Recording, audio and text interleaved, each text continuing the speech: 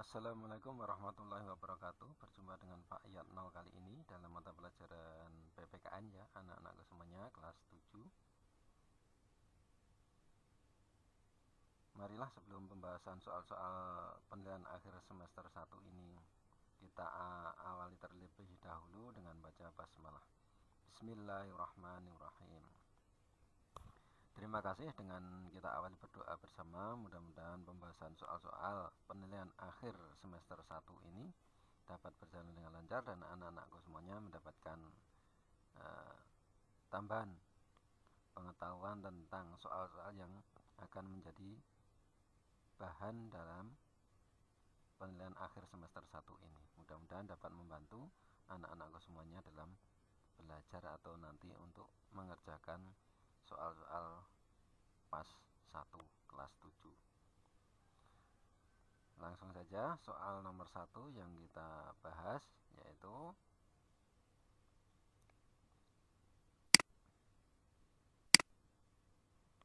nomor 1 ya. Sidang BPUPKI yang dilaksanakan tanggal 29 Mei sampai dengan 1 Juni 1945 membahas tentang rancangan titik-titik: A. Tujuan negara, B. Dasar negara, C. Pembukaan, D. Undang-undang dasar. Jawabannya yang benar adalah B. Dasar negara, membahas dasar negara. Soal nomor 2, untuk meyakinkan rakyat Indonesia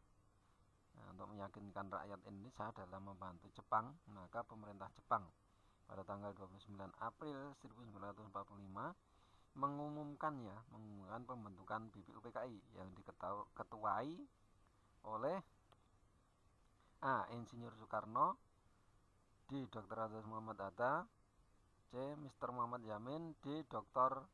KRT Rajiman Widya-Diningrat. Nah, ini tentu anak-anak semuanya sudah paham, jelas. Jawaban yang benar adalah yang D ya, Dr. KRT itu Kanjeng Raden Tumenggung Rajiman Widya-Diningrat. Soal nomor 3, perhatikan tokoh berikut: 1. Mr. Muhammad Yamin, 2. Profesor Supomo, 3. Insinyur Soekarno, 4. Agus Salim, 5. Kiai Haji Wahid Hasim. Tokoh yang ikut serta mengajukan usulan dasar negara yaitu A. 1, 2, dan 3, B. 1, 3, dan 4, C. 2, 3, dan 5, D. 2, 4, dan 5. Tokoh yang mengajukan usul, yaitu yang jawaban benar adalah yang A ya, Insinyur Soekarno, Muhammad Yamin, dan Supomo. Lanjut soal keempat, perhatikan tokoh berikut ini: 1. Insinyur Soekarno, 2. Insinyur Yosio, Bangase Yosio ya, Bangase Yosio, 3. RP Suroso, 4. KRT Rajiman Widya-Diningrat. Wakil Ketua BPUPKI ditunjukkan pada nomor A. 1 dan 2, B. 1 dan 3, C. 2 dan 3, D. 3 dan 4. Jawaban yang benar adalah yang C. 2 dan 3. Wakil ketuanya Dr. Rajiman, wakilnya Insinyur Bangase Yosio dan RP Suroso. Soal yang kelima, perhatikan gagasan-gagasan mengenai dasar negara sebagai berikut: 1. Ketuhanan yang berkebudayaan, 2. Internasionalisme atau perikemanusiaan, 3. Kesejahteraan sosial, 4. Mufakat atau demokrasi, 5. Kebangsaan Indonesia. Gagasan yang dikemukakan oleh Insinyur Soekarno dalam proses perumusan dasar negara sesuai pernyataan nomor A. 1, 2, 3, 4, 5, B. 2, 3, 1, 4, dan 5, C. 3, 2, 4, 1, dan 5, D. 5, 2, 4, dan 3, dan 1. Nah, yang benar adalah jawabannya yang D ya. Soal nomor 6, dasar negara Indonesia dapat terwujud atas kerja keras para pendiri bangsa dan seluruh masyarakat Indonesia.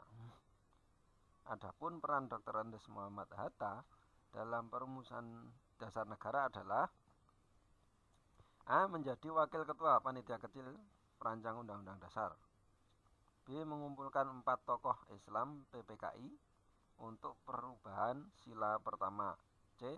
mengajukan usulan rumusan dasar negara. D. Mengadakan lobby dengan PPKI.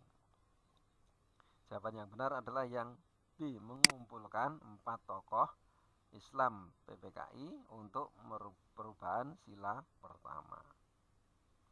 Lanjut pada soal nomor 7. Maaf, batuk. Salah satu nilai yang bisa kita teladani dari proses perumusan Pancasila sebagai dasar negara tercermin dalam sikap A. Rela menolong yang lemah sampai titik darah penghabisan. B. Mengutamakan kepentingan golongan di atas kepentingan bangsa. C. Mengagungkan pendapat pribadi dan mengabaikan pendapat orang lain. D. Mengutamakan kepentingan bangsa dan negara di atas kepentingan pribadi. Jelas ini jawabannya, jelas yang D. Mengutamakan kepentingan bangsa dan negara di atas kepentingan pribadi. Lanjut soal nomor 8. Perhatikan pernyataan berikut ini. 1. Mengutamakan semangat persatuan dan kesatuan. 2. Rasa memiliki terhadap bangsa Indonesia. 3. Selalu semangat dalam berjuang. 4. Selalu mencintai keluarga. 5. Selalu mencari keuntungan.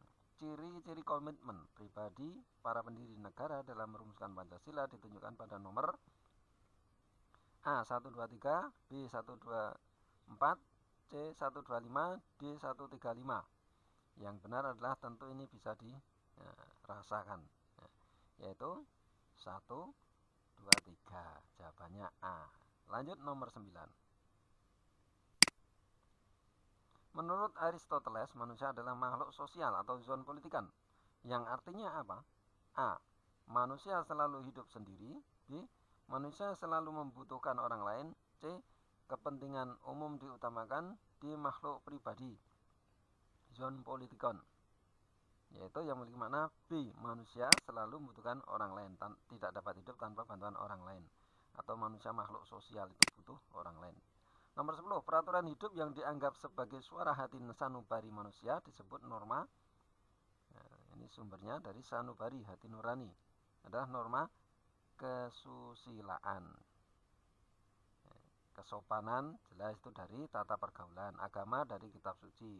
Hukum dari yaitu lembaga resmi negara. Jawaban yang kesusilaan. Nomor 11.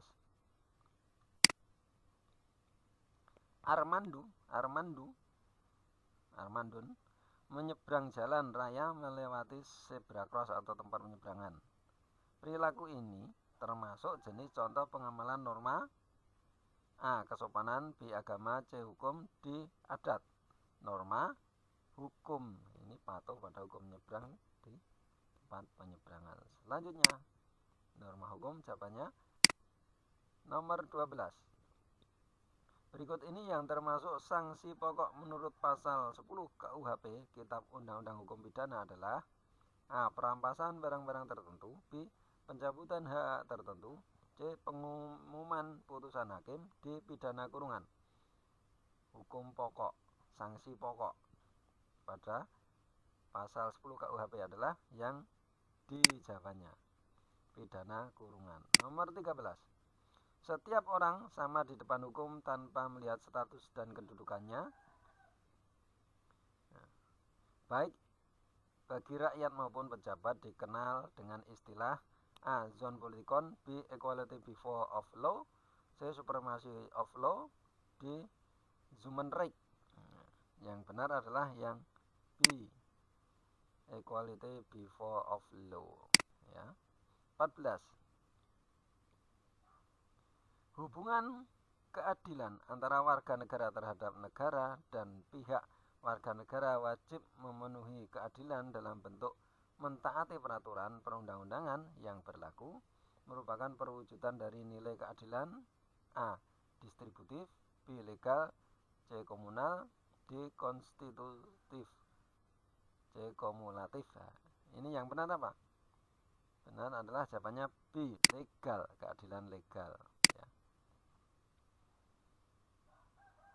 Norma agama adalah ketentuan atau pandangan hidup yang berisi tentang A. Kesepakatan yang hidup dalam pergaulan masyarakat. B. Warisan dari leluhur suku bangsa yang ada di pedesaan. C. Perintah, anjuran, dan larangan yang sumbernya dari kitab suci. D. adat istiadat nenek moyang yang dipelihara oleh suatu bangsa. Jawaban yang benar adalah yang C. Norma agama itu perintah, anjuran, dan larangan yang sumbernya dari kitab suci. Itu ya pembahasan dari Pak Yano kali ini. Mudah-mudahan dapat membantu anak-anakku semuanya untuk nanti mengerjakan soal dalam tes penilaian akhir semester 1. Terima kasih, semoga bermanfaat. Salam sehat selalu. Assalamualaikum warahmatullahi wabarakatuh.